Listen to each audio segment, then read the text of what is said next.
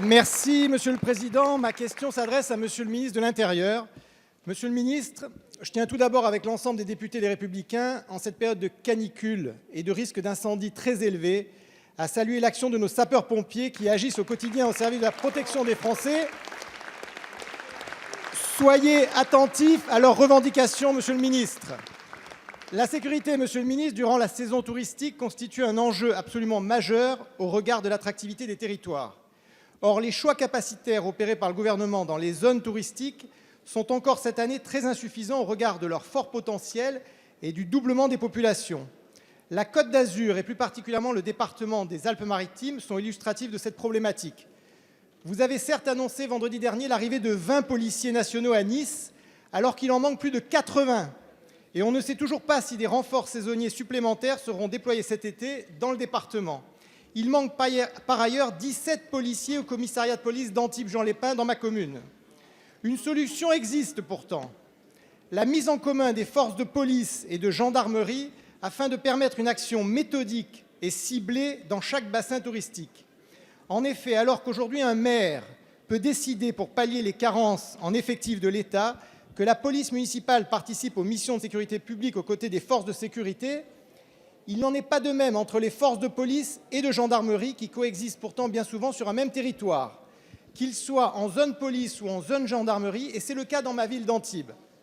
Aussi, il serait logique et nécessaire que leurs actions respectives dans les zones touristiques en ce début de saison soient elles aussi coordonnées.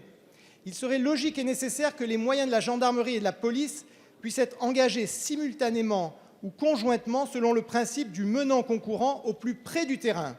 Alors, Monsieur le ministre, ma question sera double.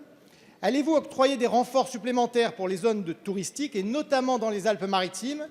Êtes-vous prêt à mettre en place un dispositif de conventionnement entre forces de police et de gendarmerie pour plus d'efficience de leur action sur le terrain? Merci, chers collègues. La parole est à Monsieur Christophe Castaner, ministre de l'Intérieur. Merci, Monsieur le Président, Mesdames, Messieurs les députés, Monsieur le député.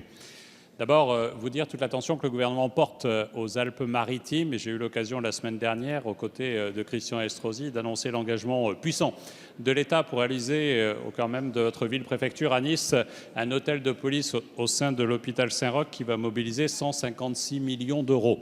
Et effectivement, dans des quartiers plus difficiles que d'autres, je pense au quartier de l'Ariane, je pense au quartier des Moulins, des renforts policiers qui vont permettre d'avoir un caractère opérationnel et une efficacité. J'ai eu la semaine dernière d'installer 9 de ces nouveaux policiers dans le quartier dit des Moulins.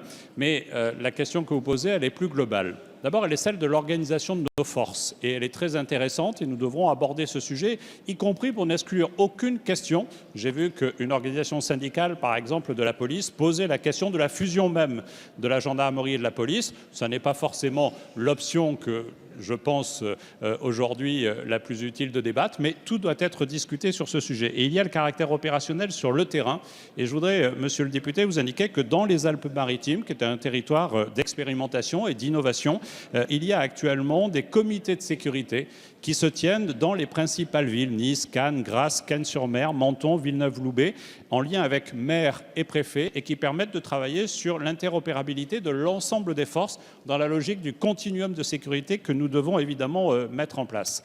Mais s'il y a des tensions dans votre département, et elles sont évidentes au moment de la saison estivale, mais globalement 11 millions de visiteurs, de touristes dans les Alpes-Maritimes, dont la moitié pendant la période estivale, on en a au fond partout en France, et heureusement c'est une fierté nationale, mais autant en zone gendarmerie qu'en zone police. Mais ce que je veux vous dire, monsieur le député, c'est que compte tenu du caractère exceptionnel de cette mobilisation touristique dans le département des Alpes-Maritimes, j'ai pris la décision, outre les forces qui sont mobilisées en permanence dans votre territoire, de mobiliser 2 escadrons de gendarmerie supplémentaires qui accompagneront les habitants des Alpes-Maritimes, mais aussi les visiteurs tout au long de l'été.